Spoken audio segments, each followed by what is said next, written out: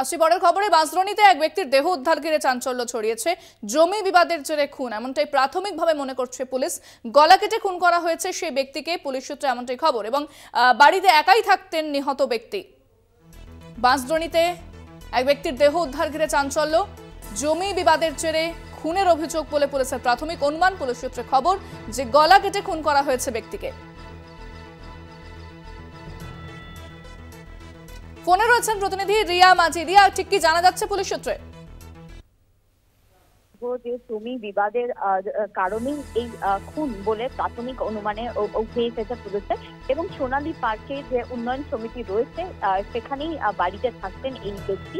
এবং এই ব্যক্তির নাম হচ্ছে রামকৃষ্ণ নন্দী।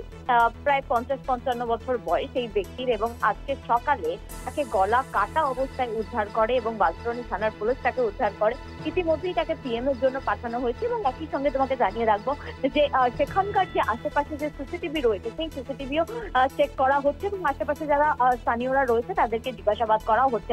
এবং সেখান থেকে যেটা প্রিলিমিনারি তারা জানতে পেরেছে যে জমি বিবাদের জেরে, কারণ জমি সংক্রান্ত বিষয় নিয়ে তার সঙ্গে একাধিকবার তার বাড়িতে বেশ কিছু ব্যক্তিরা আসতেন এবং তার সাথে কথোপকথন করতেন। এবং জমি নিয়ে তার বাড়িতে যে একাধিকবার অশান্তি হয়েছে সেই তথ্যও কিন্তু ইতিমধ্যেই পুলিশ পেয়েছে এবং সেই কারণেই মনে করা হচ্ছে জমি সংক্রান্ত বিবাদের জন্যই এই খুন।